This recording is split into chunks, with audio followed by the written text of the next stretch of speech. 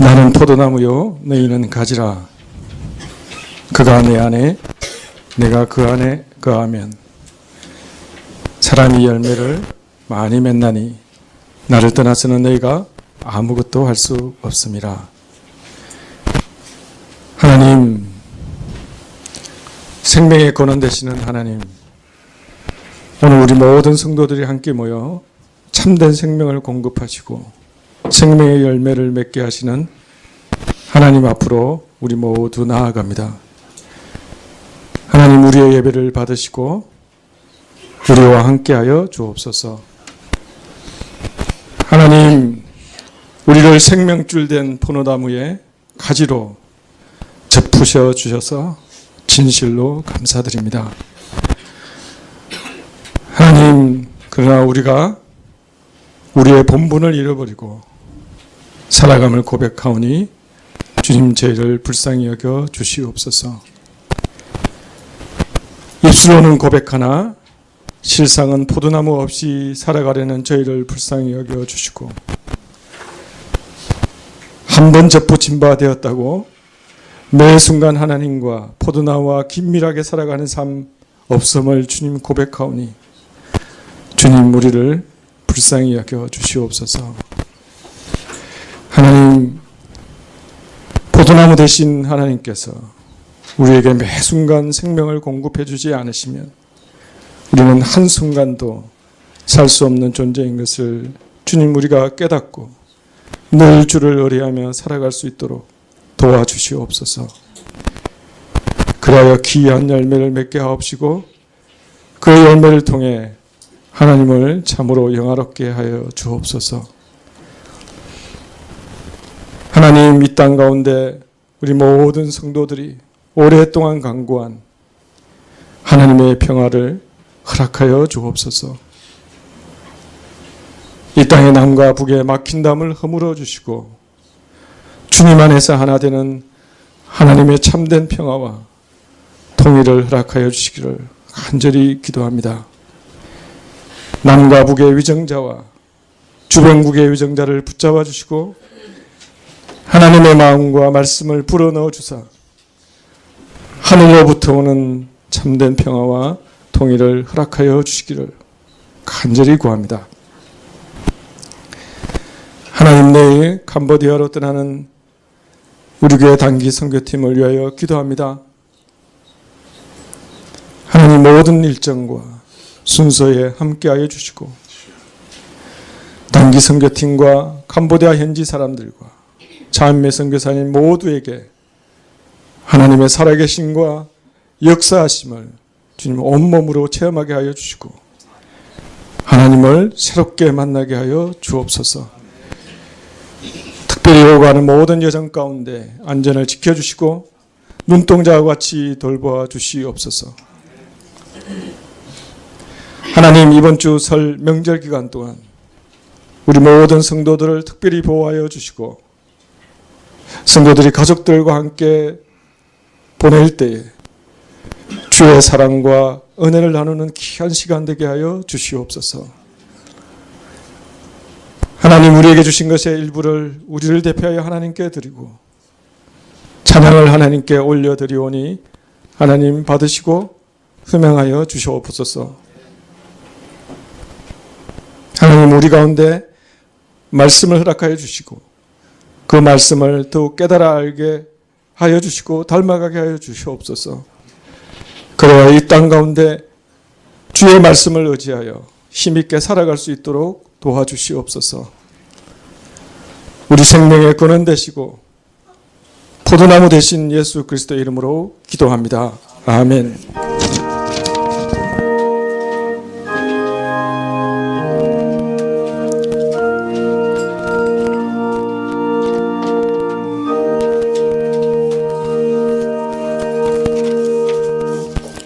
예, 말씀은 디모데후서 2장 3절부터 6절까지 말씀입니다.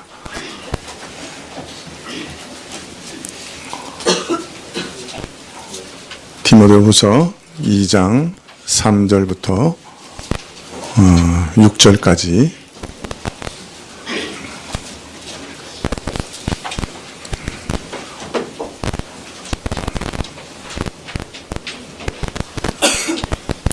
찾으신 줄 알고 봉독해 드리겠습니다. 디모데후서 2장 3절부터 6절까지. 내가 그리스도의 예수의 좋은 군사로 나와 함께 고난을 받을지니 군사로 다니는 자는 자기 생활에 얽매이는 자가 하나도 없나니 이는 군사로 모집한 자를 기쁘게 하려 함이라. 경기하는 자가 법대로 경기하지 아니하면 면류관을 얻지 못할 것이며 수고하는 농부가 곡식을 먼저 받는 것이 마땅하니라.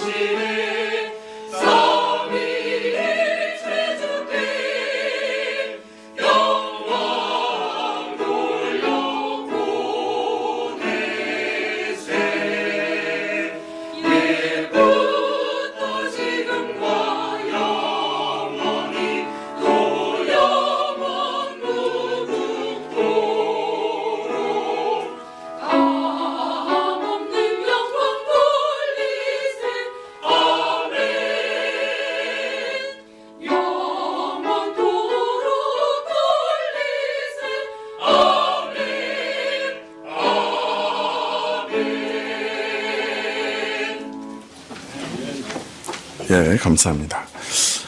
지난 시간에는 그리스도와의 연합에 대해서 말씀을 드렸습니다. 우리가 그리스도를 믿을 때 어떤 일이 일어나는가? 처음 예수님께 긍휼을 구할 때 어떤 일이 일어나는가? 내가 처음에 복음을 듣고 그리스도께 내 영혼을 부탁할 때 나를 기억해 주십시오. 내 영혼을 일으켜 주십시오. 나를 구원하여 주십시오. 나를 살려 주십시오. 내게 영생을 주십시오. 내 영혼을 주님께 맡깁니다. 그것이 어떤 형식이 되든지 간에 내가 그리스도를 붙잡는 순간에 어떤 일이 일어나는가? 나와 그리스도가 연합하게 된다. 그리스도와 하나가 된다. 마치 구약에서 이스라엘 백성이 제물들을 끌고 성막에 나가서 소나 양이나 그 제물을 잡아 하나님께 드릴 때 그 제물에 먼저 안수하고, 그래서 이 제물과 나는 하나입니다. 내가 이 제물이고 이 제물이 접니다. 고백하는 것과 마찬가지로. 그래서 그 제물이 죽을 때 내가 죽는 것이고 또 제물이 나 대신 죽는 것. 이와 같이 내가 믿을 때 그리스도와 나는 온전히 하나 되고 그리스도와 연합되게 된다. 그래서 그리스도가 십자가에서 죽으신 것이 내가 죽은 것이 되고 동시에 그리스도는 나를 대신하여 죽으시는 것이 된다. 그래서 내 죄는 그리스도께 다 전가되고 그리스도의 모든 공로와 그 의는 내 것이 된다. 그리스도와 내가 하나가 되었기 때문에. 그래서 지난 시간에 말씀드리기를 내가 그리스도를 믿는다 할 때 우리는 이제 바로 이것을 믿는 것입니다. 내가 그리스도와 온전히 연합되었다 하는 것을 믿는 것이죠. 물론 우리는 그리스도가 누구신가 하는 것을 믿습니다. 하나님의 외아들이시요 사람 되신 하나님이시요 이 하나님의 아들이 십자가에서 죽으시고 부활하신 것을 내가 믿지만 동시에 이제는 그리스도와 내가 하나 되었다. 이 그리스도와 내가 하나 되었다 하는 것을 믿는 것이에요. 이것이 신자의 믿음의 본질이요 핵심입니다. 그래서 내가 그리스도를 얻게 되고 그리스도가 내 안에 계십니다. 그 결과 그리스도의 것이 다 내 것이 돼요. 이것을 믿는 거죠. 그리스도가 이루신 구원이 내 것이고 그의 공로도 내 것이고 그의 의도 내 것이고 하나님의 자녀의 신분도 내 것이고 심지어는 하나님도 내 것이에요. 이것을 믿는 거예요.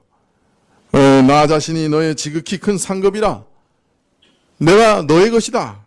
하나님께서 아브라함에게 하신 그 약속, 창세기 15장의 약속도 사실 이처럼 그리스도 안에서 그리스도와의 연합으로 온전히 실현되는 것입니다. 이처럼 그리스도와 하나 된 자, 연합된 자는 이제 영원토록 그리스도와 연합된 자로 사는 것이에요. 그래서 그는 이 땅에 살 때도 그리스도와 연합된 자로 사는 것입니다. 이것을 바울은 갈라디아서 2장 20절에 이렇게 말씀하시지요. 내가 그리스도와 함께 십자가에 못 박혔나니 그런즉 이제는 내가 산 것이 아니요 오직 내 안에 그리스도께서 사신 것이라. 이제 내가 육체 가운데 사는 것은 나를 사랑하사 나를 위하여 자기 몸을 버리신 하나님의 아들을 믿는 믿음 안에서 사는 것이다. 우리가 갈라디아서 2장 20절을 잘 알지요. 그런데 바로 이것이 그리스도와의 연합을 말씀하시는 것입니다. 내가 그리스도와 함께 십자가에 못 박혔고 그런즉 이제는 내가 산 것이 아니요 오직 내 안에서 그리스도께서 사신 것이라. 자, 분명 내가 살지만 그러나 내가 사는 것이 아니라 그리스도께서 내 안에 사시는 것이다. 이렇게 말할 만큼 나는 그리스도와 밀접한 관계 속에서, 밀접한 연합 속에서 그와 하나 되어서 살아간다. 이렇게 말씀하시는 거예요. 그리스도와 함께 십자가에서 죽었을 뿐 아니라 그리스도와 함께 살게 된 나는 이제 육신을 입고 육체 가운데 이 땅에서 사는 이 사람도 나 혼자 사는 것이 아니라 하나님을 아들을 믿는 믿음으로 산다. 이렇게 말씀하고 있습니다. 이제 그리스도와 온전히 연합된 나는 그리스도와 함께 죽었고 그리스도와 함께 다시 살았어요. 그래서 이제는 이 육체 가운데 사는 이 삶도 이전과 같이 살 수 없습니다. 이제 그리스도와 연합된 자로 살아갑니다. 그것을 뭐라고 말하냐면 하나님을 아들을 믿는 믿음 안에서 산다. 이렇게 설명하고 있습니다. 더 이상 내 힘과 내 의지력으로 사는 것이 아니고 내 능력과 지혜와 내 뜻과 내 결정에 따라 사는 것이 아니고 오직 그리스도와 온전히 연합되어서 그를 의지하는 믿음으로 살아간다. 이렇게 말씀합니다. 역으로 말씀드리면 이 땅에서 우리가 이 육체, 썩을 몸을, 부패한 육체의 성품을 따라서 살아가면, 나 자신과 내 힘을 의지해서 살아가면 하나님을 향하여 거룩한 열매를 맺으며 사는 성도의 삶은 불가능하다는 것이에요. 계명을 순종하며 하나님의 뜻을 순종하는 삶은 불가능하다. 왜냐하면 내 힘으로는 거룩한 삶을 혼자서 살 수 없기 때문이죠. 그러면 이런 거룩한 삶은 어떻게 가능한가? 하나님의 아들을 의지하며 살 때만이 가능하다. 그렇게 말씀하십니다. 나를 위해 목숨을 내어주신 그 그리스도를 의지할 때만, 인격적으로 나를 항상 그에게 맡기며 그가 보내신 성령의 도우심을 힘입어 인격적인 이런 교통 가운데서만 하나님을 향하여 거룩하게 살아가는 그 삶이 가능하다. 이렇게 말씀하십니다.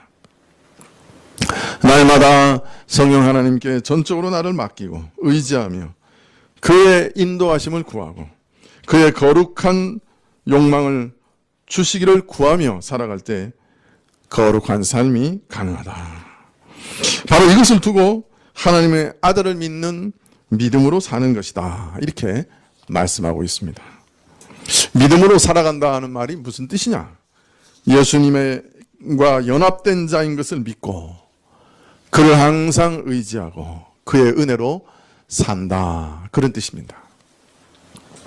그런데 지난주 빌립보서 말씀을 보니 이처럼 그리스도를 믿으며 그와 연합된 삶을 살아가는 이 현재의 삶은 완성된 건 아니다.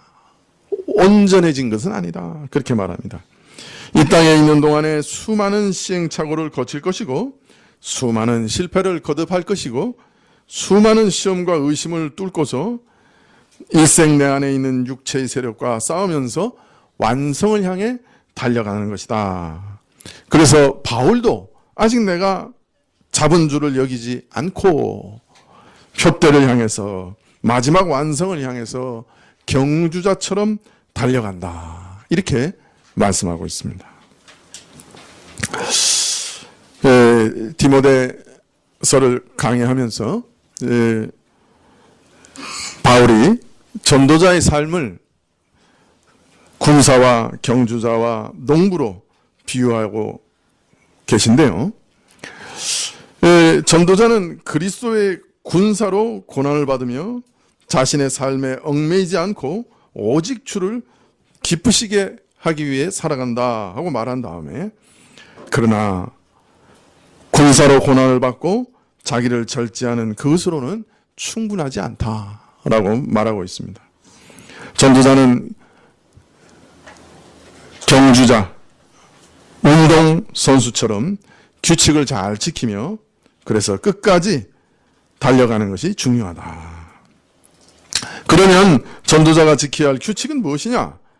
우선 사도가 전해준 복음의 표준을, 원형을 잘 지켜 그대로 전달하는 것이며, 동시에 전도자 자신도 그 복음을 따라 거짓된 율법주의에 빠지지 않고 그리스도와 연합된 자로 그리스도의 힘으로 사역해야 한다. 그렇게 말씀을 드렸는데요. 이것이 아주 기본인 거죠. 그리스도와 연합된 자로 살아가는 것은 전도자에게 뿐만 아니라 신자에게도 가장 기본적인 것이죠. 신자가 새로운 삶, 새 사람이다고 할 때 그건 그리스도 안에서 새 사람이라는 말입니다. 그리스도와 연합되었기 때문에 이제 새 사람이 되었다. 이것을 꼭 잊지 마셔야 됩니다. 그래서 일평생 내가 그리스도 안에 있고 그리스도가 내 안에 계시다 하는 사실을 잊지 않고 살아간다고 하면 이게 우리 삶이 바뀔 거예요. 많이 달라질 거예요. 오늘은 디모데후서 2장 6절에 수고하는 농부가 곡식을 먼저 받는 것이 마땅하다 하는 말씀을 좀 살펴보려고 합니다. 바울은 복음 전도자를 수고하는 농부로 비유하고 있습니다. 이 농부는 퇴근 시간이 없죠. 그죠? 출근 시간도 없죠. 언제라도 필요하면 가야 돼요. 네. 뭐, 봄, 가을, 겨울이 거의 없죠. 농한기라고 옛날에 좀 쉬는 때가 있었지만 요새는 그런 것도 없죠. 밤낮으로 쉬지 못합니다. 곡식을 얻기까지 그 수고가 끊이지 않죠. 전도자는 하나님의 말씀이라는 씨를, 복음이라고 하는 씨를 사람들의 마음에 심는 농부와 같습니다. 그래서 어떻게든 그 씨가 사람들의 마음에 뿌려지고 그 다음에 그 씨가 사람들 마음에 자라기를 바라면서 애쓰는 거죠. 바울은 이런 전도자의 수고를 골로새서에서는 이렇게 얘기합니다. 우리 골로새서를 한번 찾아볼까요? 네, 골로새서 1장 29절입니다.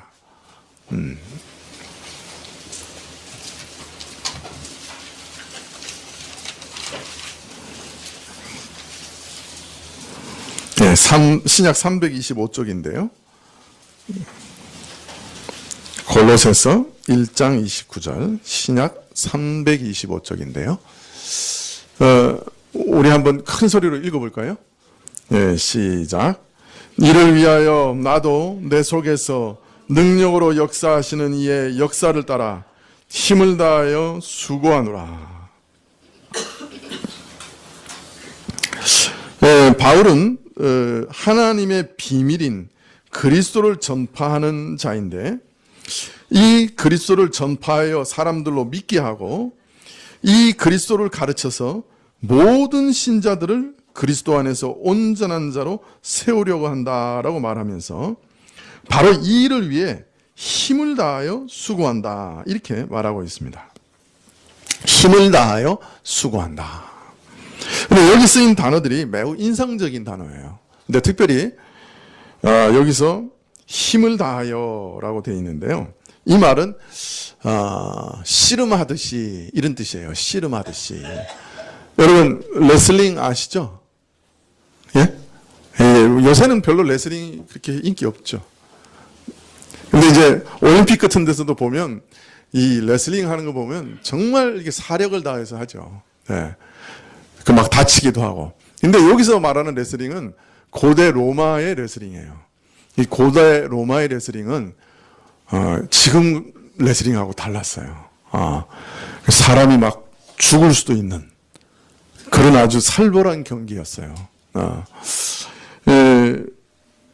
그래서 레슬링에서 씨름하듯이 싸우듯이 기운이 지나여 쓰러지기까지 온갖 힘을 다해서 수고했다. 그런 뜻이에요. 이 말이. 즉 우리말로는 뭐라고 번역하면 좋을까요? 비슷한 말이 죽을 힘을 다해. 그런 말 있죠? 우리말에도 죽을 힘을 다해서 그런 말이 있죠. 그래서 참 목숨을 다해서 씨름하듯이 수고했다 이렇게 얘기해요. 그러니까 얼마나 힘들여서 수고하는가 하는 것을 이렇게 그 단어에 이렇게 담으려고 바울이 노력했는지 모르겠어요. 이게 참 목숨을 다하여 씨름하는 것처럼 수고했다는 거예요. 그냥 수고한 게 아니고. 그런데 이처럼 목숨을 다해서 씨름하듯이 수고했다고 말씀하시면서 거기 이상한 말씀을 덧붙이세요. 내 속에서 능력으로 역사하는 이의 역사를 따라서 이런 말씀을 덧붙이세요. 그죠? 내 속에서 능력으로 역사하는 이의 역사를 따라서 힘을 다하여 수고했다. 이렇게 얘기합니다. 내 속에서 능력으로 활동하는 그에게서 힘을 얻어서 이런 뜻이에요. 내 속에서 능력을 가지고 역사하시는 그분에게 힘을 얻어서 내가 목숨을 다해서 씨름하듯이 수고했다. 여러분 어떻습니까? 이 두 가지가 같이 갈 수 있는 말처럼 보입니까?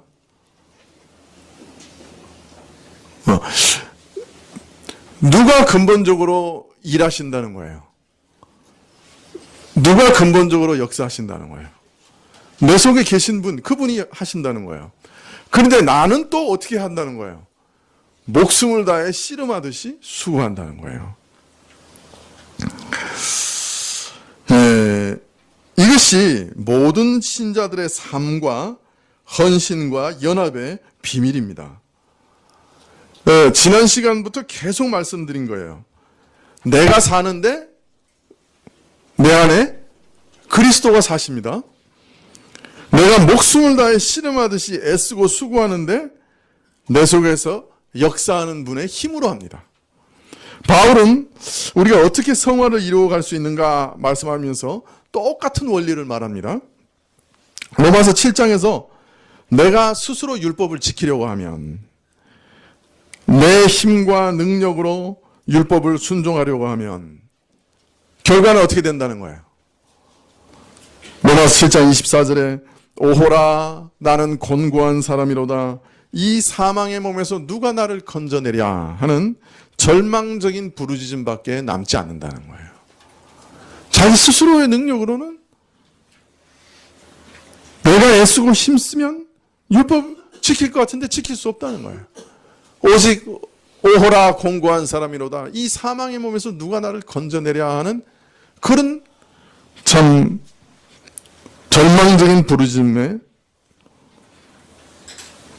동참하게 되는 거죠. 그래서 바울은 로마서 8장에서 가르치시되 어떻게 하면 율법을 이룰 수 있느냐, 율법의 요구를 이룰 수 있느냐, 너희는 성령을 쫓는 자가 되라. 성령을 쫓아 행하라. 너희는 성령을 따라 살아가라. 이렇게 얘기하세요. 그러면 율법의 요구를 이룰 수 있다.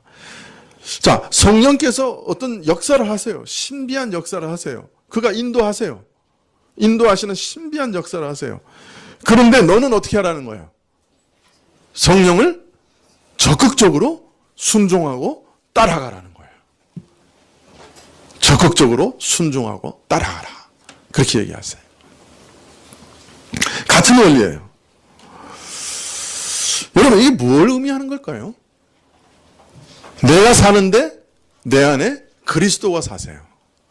내가 목숨을 다해서 레슬링 하듯이 힘을 다해서 수고하는데 내 안에서 역사하시는 분의 힘을 받아서 그렇게 수고해요. 성령께서 우리 안에서 인도하세요. 역사하세요. 근데 나는 또한 그것을 순종하고 따라가야 돼요. 그죠? 같은 원리예요. 똑같은 말이에요. 이게 뭘 의미하는가? 그래서 제가 21년 전에 이 교회 왔을 때 오직 자원하는 마음으로만 모든 일을 하십시오. 기억나세요? 그렇게 말씀을 드렸어요. 어떤 분이 그랬어요. 그렇게 하면 교회가 절대로 안 돌아갈 겁니다. 그랬어요. 그래도 감사하게 하나님이 크신 은혜로 21년 동안 어떻게든 왔어요. 어떻게든 왔어요. 헌금도 오직 나 자신을 대표하는 마음으로, 감사하는 마음으로 드리라. 의무감으로 드리지 말고 오직 감사함으로만 드려라. 그랬더니 어떤 분이 말씀하시기를, 아유 목사님 그러면 큰일 나요. 헌금 안 내요. 그런데 지금까지 제가 사례를 못 받은 적은 없었어요.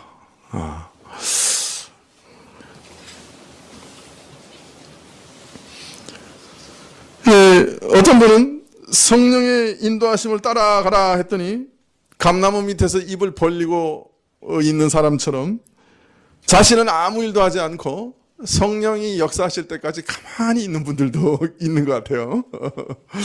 자원하는 심령으로 뭐든지 하라 그랬더니 자원하는 마음이 생기지 않으면 결코 일하지 않으리라고 결심하고 계신 분도 계신 것 같아요. 그러나 그리스도와 연합된 삶은 자신의 목숨을 다해서 씨름하듯 하는 수고와 내 안에서 능력으로 역사하시는 그리스도의 역사를 따르는 것이 같이 가고 함께 할 수 있는 거예요. 아니, 함께 해야 하는 거예요. 그게 어떻게 가능하냐? 자, 나는 어떻게 해요? 목숨을 다해서 씨름하듯이 수고해요. 그런데 내 안에서 역사하시는 그분의 힘으로 해요.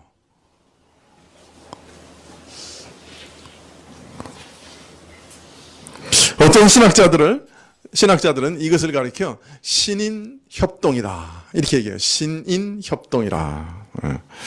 이렇게 말하면 또 사람들이 오해를 해요.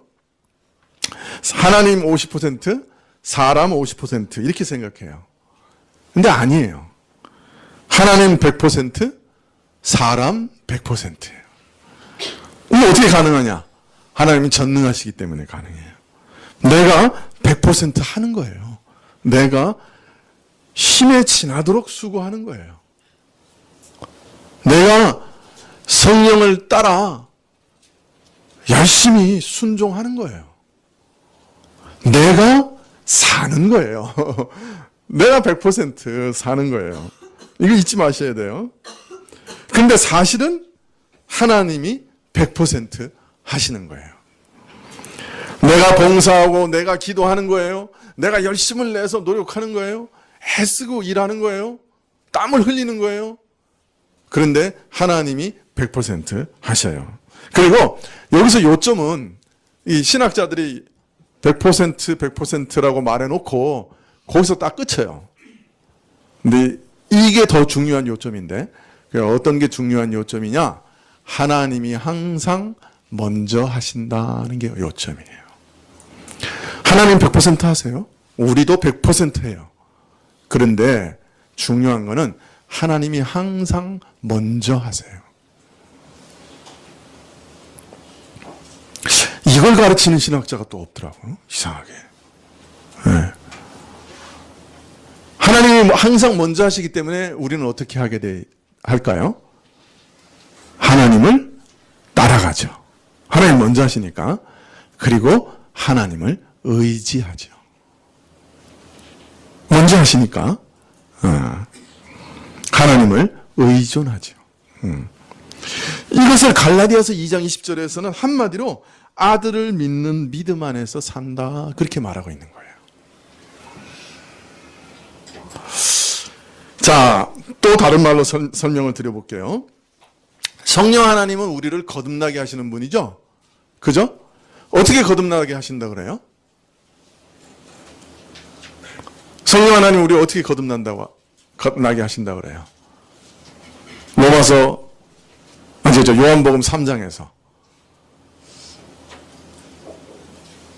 바람이 임의로 불매 어디서부터 바람이 불어서 어디로 가는지 알지 못한다 그러셨어요. 그러니까 성령 하나님이 중생케 하시는데 언제 어디서 어떤 방법으로 우리를 거듭나게 하시는지는 우리가 알 수 있다 없다? 예? 없어요. 바람이 눈에 안 보이는 것처럼 몰라요. 신비한 거예요. 그래서 우리가 알 수 없다고 예수님께서 요한복음 3장에서 말씀하세요. 그런데 우리 보고 또 뭐라 그러세요? 예수님을 믿어야 한다. 그렇게 얘기하세요. 믿어야 한다. 이렇게 얘기하세요. 성화도 전적인 성령님의 역사예요. 성령께서 우리 안에서 진리의 말씀을 심으셔요. 그가 감동하시고 새로운 소망을 주시에요. 말씀이 우리 안에 적용이 돼요. 우리의 생각과 감정과 욕구가 바뀌어요. 이런 모든 것 성령 하나님 홀로 하시는 거예요. 그런데 우리에게는 성령님을 따라 살라, 그의 인도하심을 따라 행하라. 언제는 성령님 홀로 하는 신비한 일이라고 하시고 또 언제는 사람 보고 믿으라, 적극적으로 순종해라, 따라가라 이렇게 얘기하시니까 잘 이해가 안 돼요. 내 힘에 지나도록 수고하시오. 근데 그리스도의 능력으로 하시오. 내가 사는데 그리스도가 내 안에 사십니다. 어떻게 살라는 거예요? 어려울 수 있죠. 그러나 그것은 하나님께서 우리 안에서 역사하시는 방식이 사람을 지으실 때 정하신 그 질서와 원칙에 따라서 그 심리적인 기능과 과정을 통해서 우리 인격적인 요소를 통해서 역사하시는 것을 알지 못하기 때문에 생기는 어려움이에요. 하나님이 우리 인격을 만드셨어요. 우리의 감성과 우리 이성과 우리 의지를 만드신 분이에요.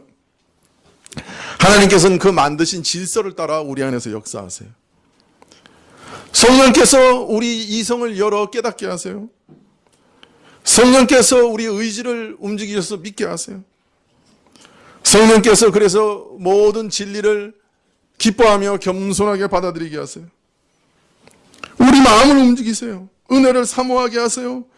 우리 감정을 일으켜서 간절함과 열심을 일으키세요.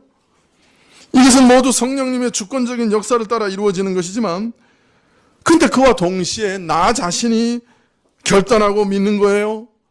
내가 겸손하게 엎드려져서 구하는 거예요. 영접하는 거예요. 내가 열심으로 간구하는 거예요. 내가 믿는 거예요. 내 아닌 다른 사람이 믿는 게 아니에요. 내가 기뻐하는 거예요. 내가 원하는 것이에요. 내가 간구하는 것이에요. 내가 열심을 내는 것이에요. 내가 겸손하게 순종하고 따르는 것이에요. 꼭두각시처럼 기계처럼 감정 없이 순종하는 게 아니에요.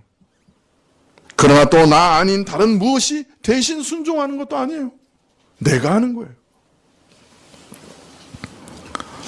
그래서 성령께서 우리 안에서 역사하시는 그 일은 사람의 이성을 초월한 일이면서도 이성의 활동을 배제하지 않고 오히려 우리 이성의 기능을 사용하시는 일이요.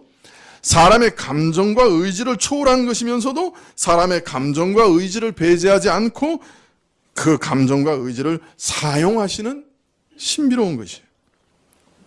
자, 그런데 성령님께서 우리 안에 역사하실 때 성령께서 우리를 감화하셔서 자, 이리로 가자 이끄실 때 강제로 밀고 나가시는 법이 없어요. 성령께서는 우리 안에 우리 의식 속에 내가 가야 할 길이 무엇인지를 알리셔요. 특별히 당위를 통해서 알리세요. 이게 마땅하지 않냐? 근데 그것이 내게 느껴질 때는 성령이 오셔서 내게 속삭이는 것처럼 느껴지지 않아요. 야, 박혁이 이게 당연한 거 아니야? 라고 말씀하시는 게 아니에요. 내 속에서 내가 느끼는 거예요. 내가 생각하는 거예요. 야, 이게 내가 이거 마땅히 이거 이렇게 하는 거 마땅하지 않나? 이렇게 생각이 드는 거죠. 이게 성령의 생각인지 내 생각인지 분간이 되는 게 아니에요. 근데 성령이 역사하시면 그 당위, 말씀을 통해서 내가 당위를 느껴요. 내가 이거 마땅히 해야 되는 거 아닌가? 이게 신자로서 마땅한 거 아닌가? 이렇게 느끼는 거예요. 신성한 의무감이 생겨요. 그죠? 신자라면 내가 이웃을 돌아보는 게 마땅하지 않나? 내가 내 이웃을, 내 같은 교우들을 돌아보는 게 마땅하지 않나? 이런 신성한 의무감이 생기는 거예요. 누가 시키는 게 아닌데.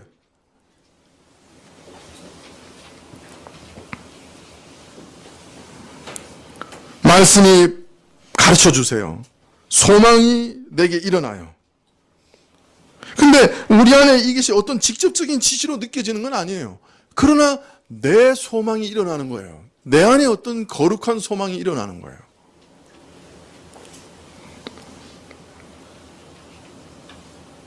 성령께서 내 안에 따로 계시고 내 의지가 내 안에서 따로 있어서 내 의지와 성령님의 의지가 달리 움직이고 성령께서 자신의 의지를 보이시면서 내 마음대로 네 마음대로 할 거냐? 나를 쫓을 것이냐? 강박하시는 그런 상태에서 인도를 받는 게 아니에요. 물론 그런 경우가 전혀 없는 건 아니에요. 간혹 있어요. 그렇지만 성령께서 내 안에 역사하실 때 성령께서 내 안에 내주하시면서 나의 생각과 나의 판단과 나의 의지력을 발동하시는 거예요. 그래서 나의 행동 전체를 나 스스로 한 것 같을지라도 사실은 성령께서 가르쳐 주시고 힘 주시고 인도하신 결과로 나오는 형태가 되는 거예요. 그러나 내 안에 두 개의 인격이 있어서 따로따로 움직이는 것도 아니요. 내가 경험하는 것은 나 자신의 인격일 뿐이나 실상 성령께서 거룩하신 인격적인 활동으로 그 모든 것이 내 것이 되게 하시고 내가 생각하고 내가 활동하고 내가 행하는데 성령께서 역사와 능력으로 우리 안에 연합되어서 유기적으로 자연스럽게 그 일을 이루시는 거예요. 아, 힘들다.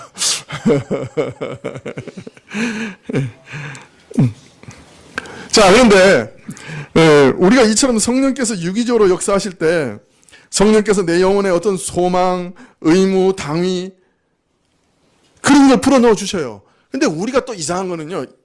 그렇게 하면 내가 손해보는데? 내 일생의 꿈도 무너질 수 있는데? 그리고 그 성령을 소멸해버리는 경우도 있는 거예요. 그게 가능해요. 그래서 데살로니가전서 5장 19절에는 성령을 소멸하지 말라 그렇게 얘기해요. 또 계속해서 이런 성령을 소멸하게 되면 성령께서 우리 마음 안에 근심하신다 그래요. 그래서 에베소서 4장 30절에 보면 하나님의 성령을 근심하게 하지 말라 그래요. 그래서 로마서 8장에 보면 너희는 성령을 따라 행하라. 그의 인도하심을 쫓아 행하라. 그렇게 얘기하시는 거예요.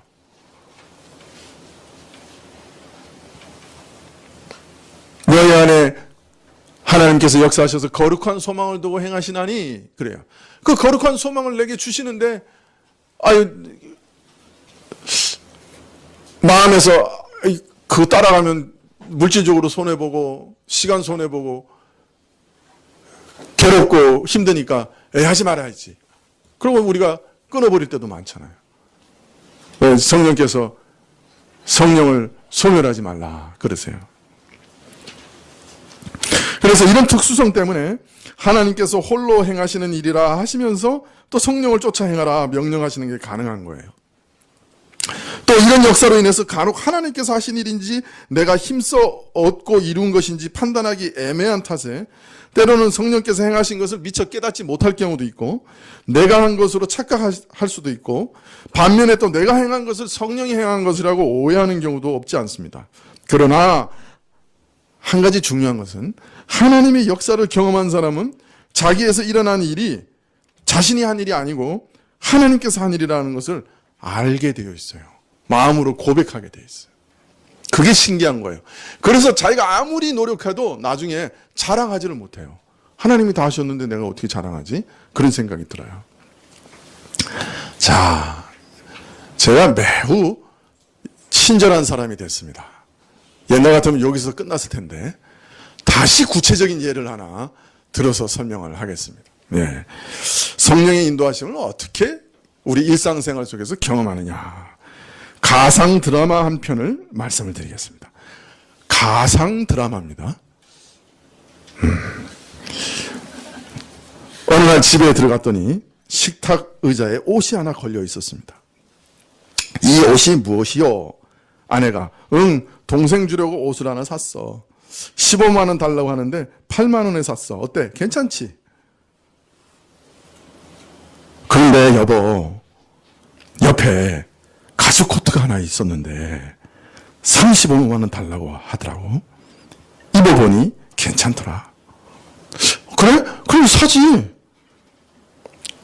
그게 가죽이라 교회 입고 갈 수도 없고 어디 입고 갈 데가 있어야지. 됐어.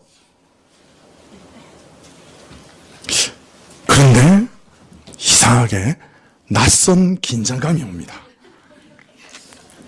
주님, 제가 어떻게 반응을 보여야 합니까? 순간적으로 화살 기도를 드립니다. 근데 갑자기 지혜가 옵니다. 아예 포기한 것이면 왜 지금 말을 꺼냈을까? 혹 정말 사고 싶은 것은 아닌가? 결혼 기념일도 얼마 남지 않았는데 사줘야 하나?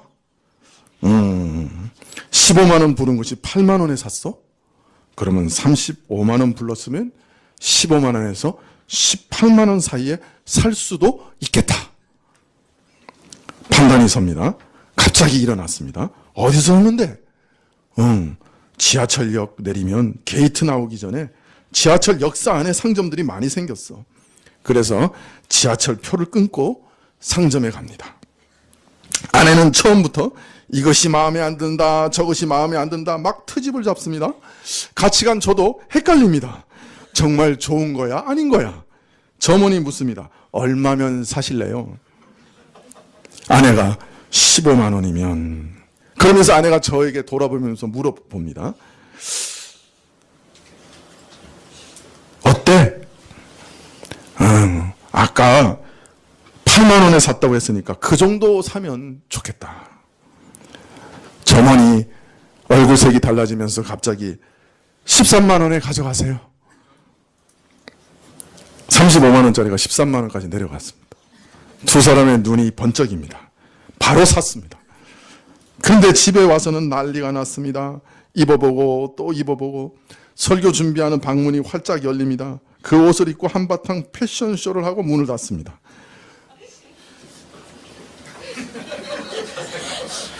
기도합니다. 아이고 주님, 제가 어리석어서 아내를 너무 믿었습니다. 지난 30년 동안 아내가 여러 번 괜찮다, 어디 입겠냐 그랬는데 그게 사달라는 말인 줄 몰랐습니다. 제가 미련해서 못 알아들었습니다. 그래도 오늘 알아듣게 하신 것은 주님의 전적인 기적입니다. 판단력을 주신 것도 주님이십니다. Praise the Lord. 하나님께 영광을 돌려드립니다. 이렇게 드라마는 끝이 났습니다.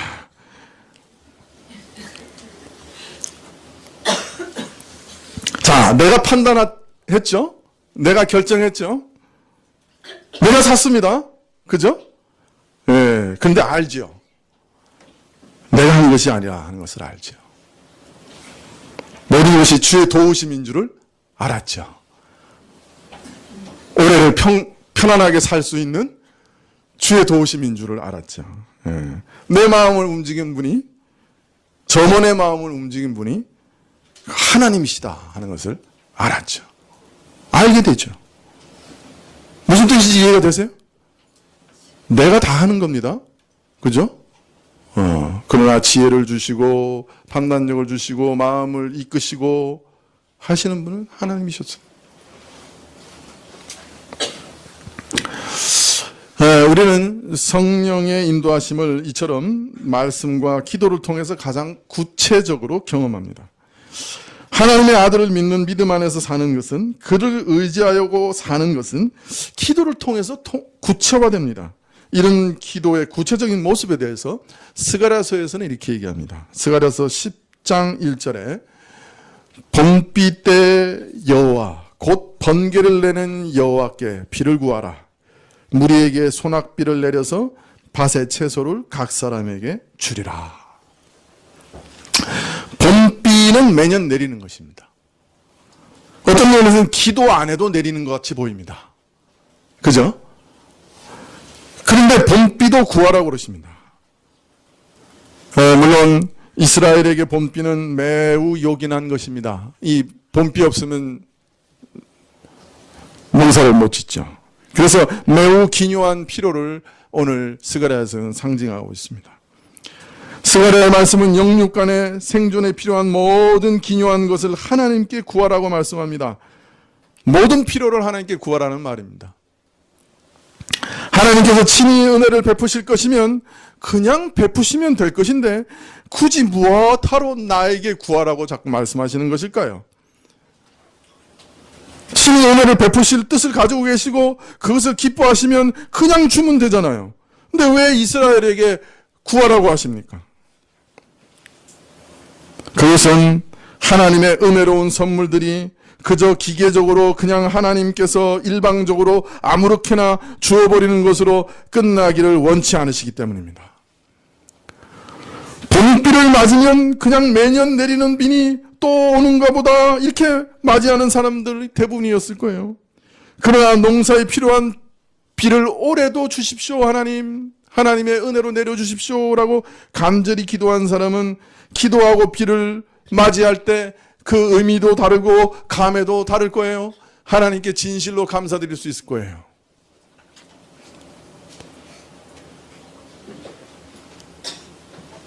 남들이 다 가는 직장, 남들이 가는 다 대학, 남들이 다 하는 결혼, 그러나 기도하고 그것을 맞이할 때는 알아요. 이거는 하나님이 하신 것이구나. 하나님의 기이한 뜻이 여기 있구나. 압니다. 똑같은 똑같은 일인데 알아요. 경험한 사람은 알아요. 기도해 본 사람은 알아요. 그게 무슨 뜻인지.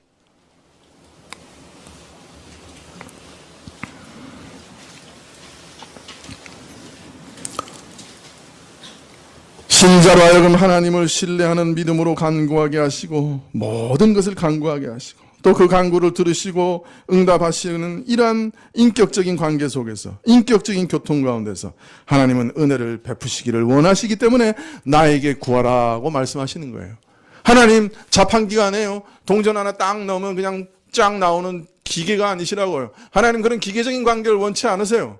기도도 자꾸 그런 기계적으로 설명하는 사람들인데 그렇지 않아요. 어떤 때는 오랫동안 기도해야 돼요. 인격이시기 때문에. 어떤 때는 기도하자마자 주시기도 하고 어떤 때는 기도하기 전에 생각만 해도 주실 때도 있어요.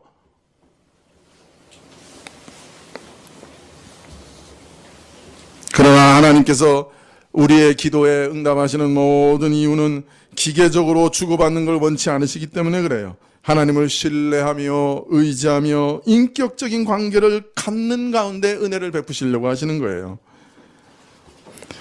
그래서 하나님께서 직접 나아가 하나님께 구하는 것이 그게 중요한 거예요. 그리고 이스라엘을 지탱하는 모든 것이 하나님 자신으로부터 오는 것을 깨닫는 사람은 하나님께 구하겠죠. 매년 주어지는 비도 기계적으로 주어지는 게 아니라는 걸 아는 사람은 매년 오는 것도 안 올 때도 있어요. 하나님의 신실하신 은혜이다. 그거마저도 하나님 붙드시는 은혜이다 하는 것을 아는 사람은 기도할 거예요. 하나님께 기도할 거예요. 오늘 내가 무사히 교회까지 운전해 오는 것도 하나님의 은혜라고 아는 것을 아는 사람은 기도할 거예요. 출발하기 전에 붙들어 주세요. 기도할 거예요.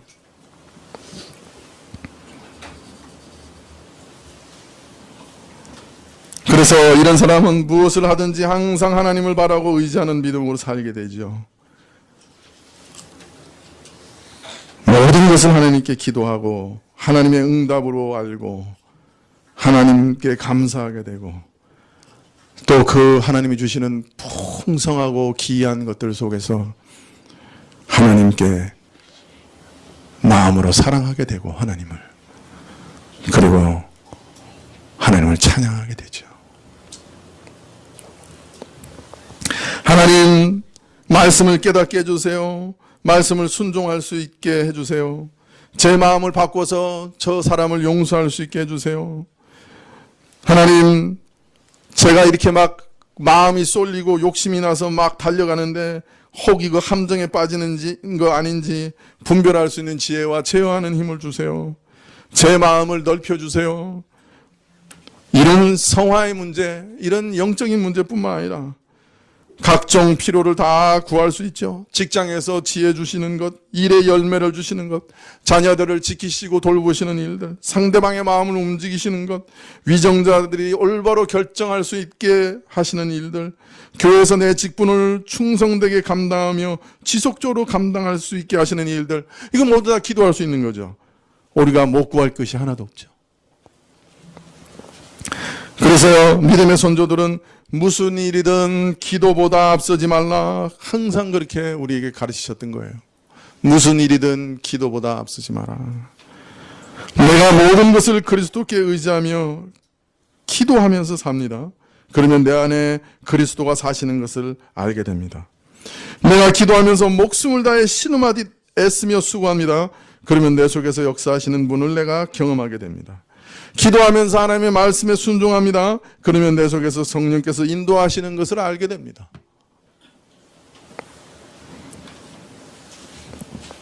그리고 감사하게 됩니다. 그리고 내가 한 것이 아니라 하는 것을 고백하면서 겸손하게 엎드리게 됩니다. 결코 자랑하지 않게 됩니다.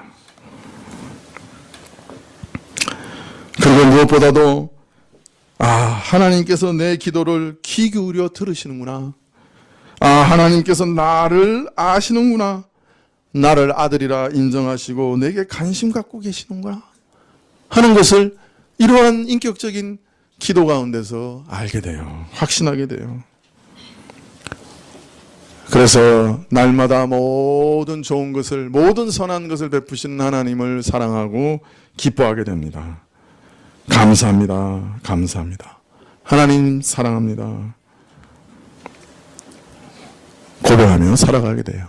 이것이 그리스도와 연합된 자의 삶의 모습이고 이 감사와 사랑이 모든 기도의 목적이고 하나님께서 이렇게 살아가게 하신 이유예요.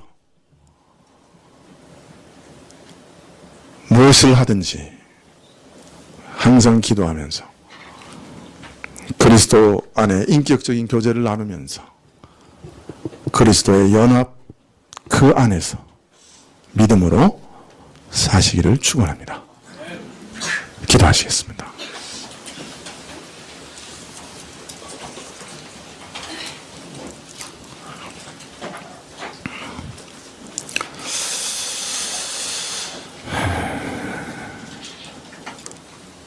아버지 하나님,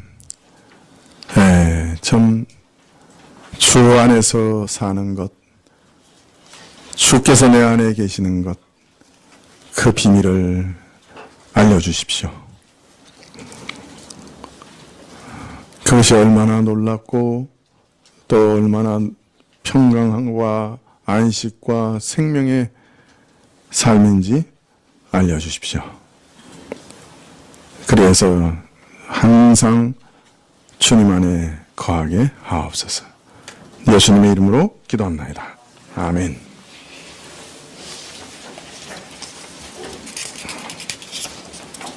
네, 212장 찬송하시겠습니다.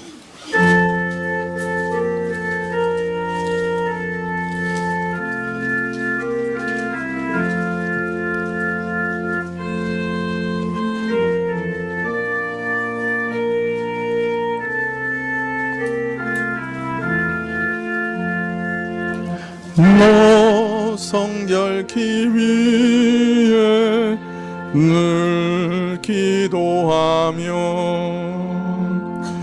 너 주 안에 있어 늘 성경 보고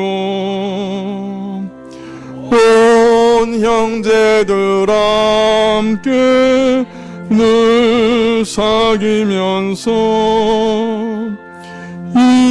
일하기 전마다 너 기도하라.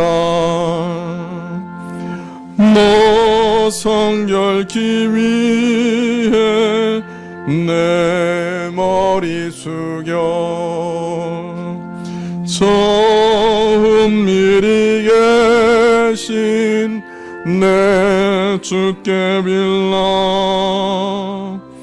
주 사귀어 살면 주 닮으리니 널 보는 이마다 주 생각하리.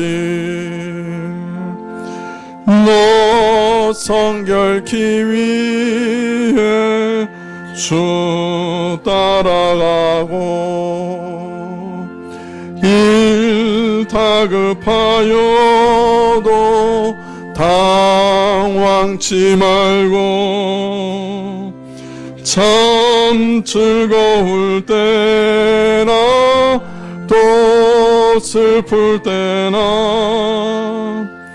너 주님만 믿고 늘 따라가라. 너 성결케 위해 늘 안심하며 내 소원을 주께 다 맡기어라. 너 성령을 받아 주 섬겨 살면 저 천국에 가서 더 잘 섬기리.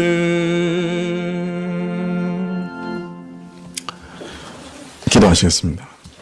지금 우리 주 예수 그리스도의 은혜와 하나님 아버지의 그 크신 사랑과 이 은혜와 사랑을 깨닫게 하시고 누리게 하시는 성령님의 교통하시고 역사하심이 그리스도 안에 있고 또 그리스도가 내 안에 계신 것을 깨닫고 항상 그 안에서 그리스도와 동행하기로 결심하며 머리 숙인 주의 백성들 위해 지금부터 영원까지 함께 계실지어다.